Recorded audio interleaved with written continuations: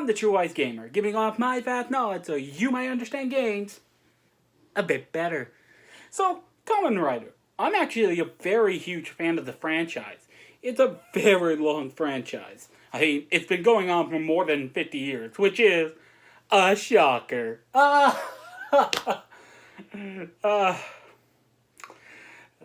joke never gets old. Just like this series. I mean, a series about guys beating other people in suits lasting this long is impressive regardless. That is mostly due to good writing that the series has had over the many years, with some hiccups here or there, but overall good writing. And the awesomeness of some fight scenes done with the suit actors, who should be given a lot more credit than we actually give them, because have you ever actually wore those suits? They're pretty cumbersome to actually move in. Though their more beneficial role is to actually make sure that the actors don't have to worry about getting hurt while in the suit, which actually did happen to Hiroshi Fujita, the original Kamen Rider, who had to actually lead the show for a bit because his arm got hurt. Thus, he couldn't ride his bike and do combat as much. Thus, the ideas of multiple riders becoming a thing, and it was a good thing that it happened, ironically, because it allowed the series to have a lot more ability to tell more stories. Not to say that him getting hurt was a good thing, though. Just want that to be clear. But look at me rambling on about something that's not that important. Let's actually praise the creator of the series, Shotaro Shinomori. I only have his picture up here, but anyway. The guy is a very well-known manga. He pretty much defined tokusatsu as a whole with his work on Kamen Rider, which is actually kind of a loose adaptation of Skullman. The anime sucked, though. Yeah, that one, because... Point being, it was helmed by a guy who understood the genre and also had a lot of cool ideas. But that does lead to the question of, how did I get into it? Well, I got into it through adaptation, through Kamen Rider. Not Mask Rider. We don't like it. I also want to address something here. There's a rumor that Shotaro Shinomori hated it. There's no real proof of that, but as seeing it, I wouldn't say that would be impossible. I got into the series through Kamen Rider Ryuki's adaptation, Kamen Rider Dragon Knight. A pretty damn good adaptation, if I had to say. They made a watchable show out of a show considered to be one of the worst Heisei writers ever. Granted, it had a lot of flaws going against itself, with a twist that was poorly handled and pretty mediocre acting all around, which in fairness, it is hard to find actors who are also martial artists. Though in their defense, they did win a Daytime Emmy, which was for choreography and stunt work, which they entirely deserve because they really did a good job. Anyway, after that, I got into the series properly with Ryuki. Bad choice to begin with, but hey, you could choose worse. Much worse. Though I did get my proper start with Kamen Rider 5s. And if you would like some recommendations, I have my personal recommendations of double O's and 4s, since they're more beginner friendly and get you to the idea of what this series is all about. And if you would like to try out some of the older series before though, I would recommend Kamen Rider Black and its sequel series RX, Kabuto, and my personal favorite of the Heisei era, 5s. But now you're probably all wondering, okay, I've been talking about Kamen Rider for a while, so can I get to the actual game? I understand, and I apologize for that, but I only do that so that I can give people who don't know about Kamen Rider a brief idea of what Kamen Rider is, so that they might want to try it. And sometimes a fun anecdote could actually make someone actually want to try it, so there you go, but let's actually talk about the game. So today's game is going to be a little odd because this game came out like a few years ago, like 2 to 3 at best. And it's entirely in English, too, which is just bizarre. Which was actually done by the producer to, well, broader market. Which I kinda have to be grateful for, because I'm a fan of the series. We'll get into that more later. But we'll talk about that stuff later, and let's get into Kamen Rider, Memory of Heroes. The game begins with Shotaro, Futo, detective, and Kamen Rider Double, investigating a city after an accident happened, leaving the city mostly abandoned. The reason why Shotaro is here, he's trying to investigate a person named Dr. Ida, after receiving an anonymous email from someone. While investigating, he finds out that the city wasn't abandoned.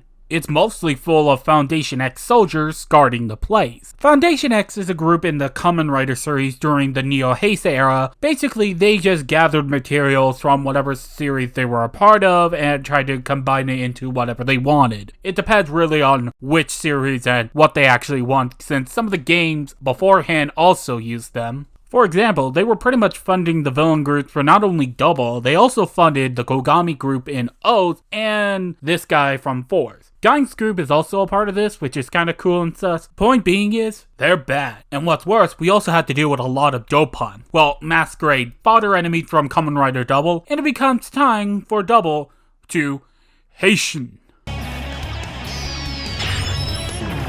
Heishin! Psycho Joker!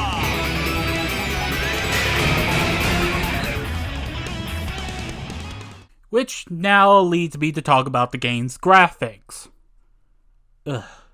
I gotta apologize, this game looks bad. And that really does piss me off because I paid $70 for this. And that's not including shipping costs. It's really that expensive, and I really hate that fact. I mean, for God's sake, some of this game just looks like some Unity asset just thrown around in the game for some reason. And it wouldn't surprise you, because it was made in Unity. I honest to goodness have no idea why they decided to do this. There are literally any other engine they could have used, but they chose that for some baffling reason. They did not even bother to make it look good or run properly. The game crashed on me 4 fucking times while recording. It was not fun. It's just shocking is all, you know? With that said, let's continue on. But I won't talk about the combat yet since we're gonna have to wait a bit. After the tutorial, we meet the Zeus Dopon, the new character for this game. And he is voiced by my lord and savior, Takehito Koyasu, who does an amazing job doing the Zeus Dopon, sounding smug like shit. He does an amazing job, that's all I'm gonna say, though I apologize making it sound like he doesn't do an amazing job normally. Because he does, he always does. I only mention that sort of thing cause the voice acting in this game is kinda off. I have no idea why, in some regard, they didn't just ask the actors just to reprise their roles, or hell, just use their normal voiceover cast when they used them for the movies. And I only have an issue with these voice actors is because, for lack of a better term, they're just bad. They don't even fit the characters right, it's that type of bad. Like, to give an example, here's Onk. Oi, 何やられっぱなしになってんだ。ホンク？何言ってんだお前。うだうだ言ってねえでメダルをよこせ。And here's Onk in the show. どうも妙だな。封印されてた間に何か起こってる。I hope you noticed it. I'll get into what's wrong with the game's voice acting later, but for now, let's actually praise the game for something. For example, this CGI cutscene, which is just amazing. It's just Double and Zeus fighting, and it is just well done. It's just polished as hell. Makes me kind of wish we had an anime with this sort of level of polish. Oh yeah, Double is getting an anime. And for some strange reason, Koichi Sakamoto directed this CGI cutscene for some reason. I have no idea why, and it's really weird. Though, bonus, they did get the people who did the Double theme to come back together and make a whole new song, which is just even more awesome. Seriously, go listen to it, it's just that awesome. But sadly, even with all that awesomeness, Double loses for some reason. Why he didn't just go Double Extreme, I'll never know. He actually almost dies until he gets teleported away, though without most of his memories. The trinkets that allow him to transform, just to be clear. This was done by the robot named I, a robot personal assistant to Dr. Ida.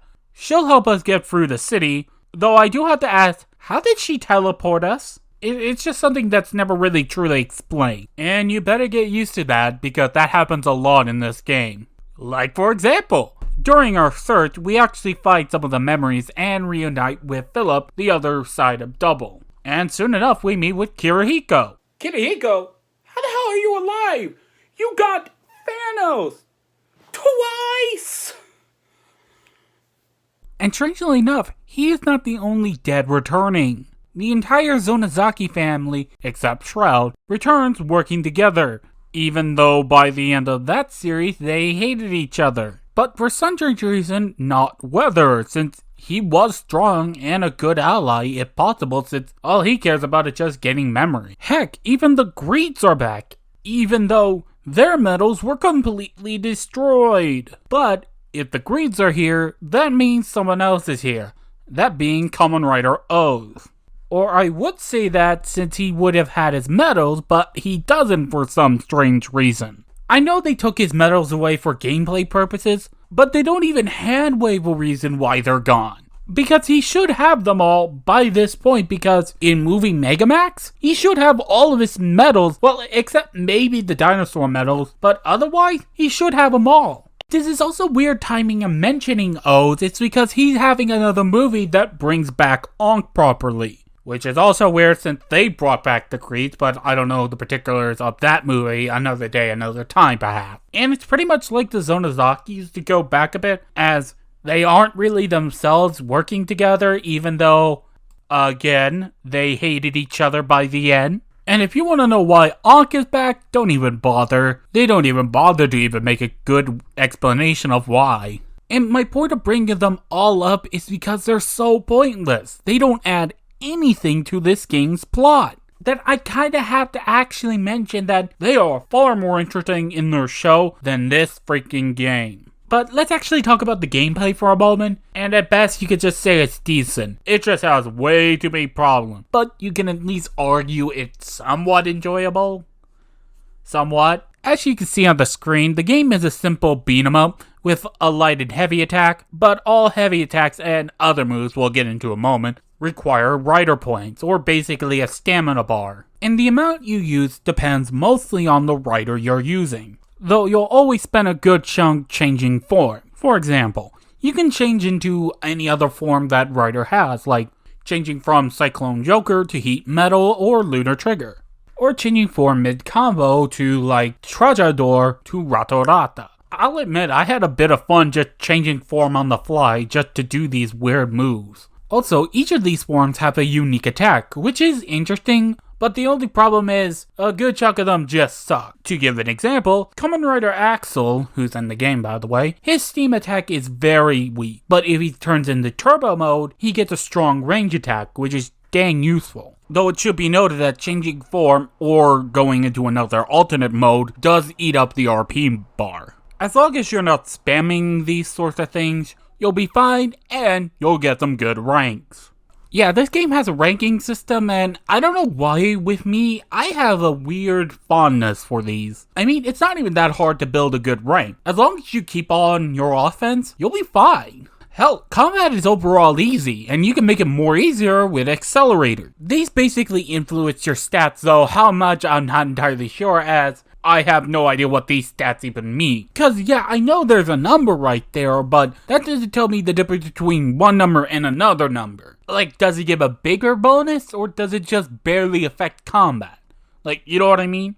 There's also a level aspect, but only for level 1, 3, 5, and 8. Which either give you a bonus in a stat or a new ability. Depends really on what form you're leveling up entirely. Though the only leveling up doesn't affect is your EX form, which I'll get into right now. The EX bar is just basically like a Muso bar, where basically once you fill it up to the second bar, you can either use a finishing move, which looks nice but takes way too long to use entirely, or to use EX form. Basically, their final forms, which after turning on will eat up the bar until it's finished, which you can still use an EX move, but you know, still takes up the bar. It's nice to use, but overall it's pointless. I mean, like, there's never a point in the game where I had to say, I need to use this form, because again, overall, the game is really easy. And if you have noticed by now, I've been using New Game plots, and let me tell you, it doesn't really matter that much. The only real difference is how many hits you can take, and it's easy enough to dodge, so not much of a point. Heck, getting the right accelerator, you can break the game in half. And honestly, breaking the game is not really an issue for me if it takes time to actually break it, which it technically does, but at the same time the game was so easy to begin with, does breaking it matter? And honestly, you won't be in combat that much. The game is about 8 hours if you know what you're doing, and 10 hours if you don't. I was also doing a time trial thing where I actually checked how much time was I spending in combat, and it was less than 2 hours. Yeah. You might be wondering, okay, the game must be doing something else in that other amount of time, and I have to tell you, no, it really doesn't. This game is very sparse on content. I mean, for God's sake, the game gives you these puzzles, but you can't solve them on your own. You have to go get the pieces, thus it's not really a puzzle, just more waiting around to actually do something. There's also stuff like survival mode, but it is entirely pointless. And I used it mostly to get footage for Kamen Rider 01. Oh yeah, Kamen Rider 01 is in this game. Let's get into him now! Honestly, if I really wanted to show you what's wrong with this game, it's with him. He is so not important to the plot that I literally threw him out in the beginning, which he wasn't in there by the way, because he doesn't really matter. And it's also just bizarre since he's the only actor reprising his role and only him from that show. It just boggles my mind because why have him if you're not gonna do anything with him? I mean, heck, after his arrival, the game just pauses. And I don't just mean pauses, I just mean straight up does nothing. And the only time it actually starts up is when we actually learn what the heck the plot is doing, which is not really that hard to figure out to begin with. And during that time, nothing happens that really matters. And I only repeat that because it's not essential or meaningful. Actually, I'm gonna get angry now because, yeah, everything beforehand, I wasn't angry, I was annoyed. This got pissed me off. You see, during the middle of the game, Philip is wary of Aya, while Shotaro, being an idiot for some godforsaken reason, says, she's fine. She's fine. And somehow, this is a blatant repeat of their arc earlier about them being separated because of an ideal, but coming back together. It's like, what? What's even the point? It's pointless. We've already done this. Thrice. Jesus, anime Christ. Oh, don't even bother. He doesn't even have anything happening with him. He's just the same character he always is. But Ankh, I don't know what the hell they did with him, but remember when I mentioned Ankh and the voice acting in general? That's because they don't fit the characters they are. Ankh is a very serious, no-nonsense guy. This voice actor sounds like he's more of a upbeat, snarky, rather than a serious, I'm gonna kill you bitch type of person. And that's everyone in this game, just normally. And really, there was one thing that always weirded me out because it's the only time I noticed it. Everyone who is not double does not get named. As in, if you're not a part of the double, your names don't matter. Which is just so weird, man. It's just weird, you know? Like, why even bother? Like, they don't even try to bother to do as well as what they were doing with the Zeus Dobot.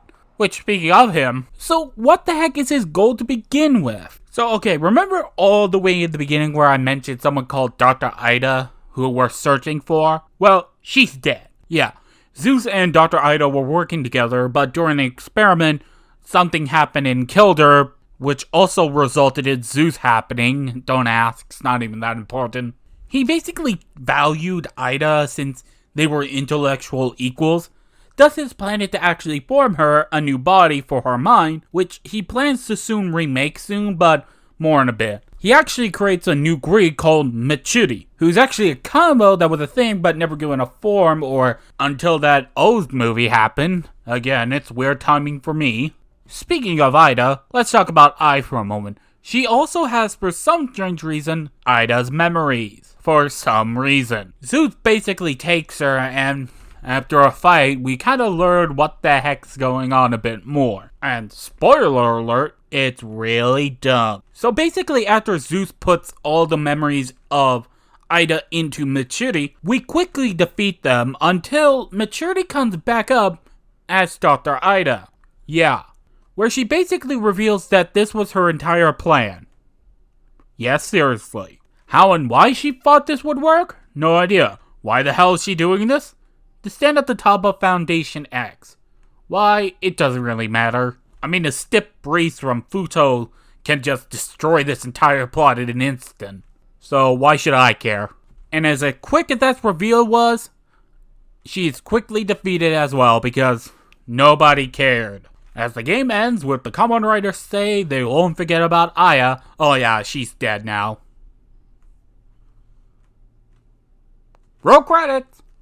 In the end, this game's just bad. An overall bad plot, terrible looking graphics, only saved by somewhat mediocre gameplay. That's it. You're only playing this for the fan service and not even that much. And you want to know what the weird part is? They were hoping to get sequels of this game, well, the producer. But that should tell you how weird this game is. They thought this very low effort game would get more sequels. Somehow. Next time, we're actually going to cover a weird game. Well, weird for me because I don't usually cover them.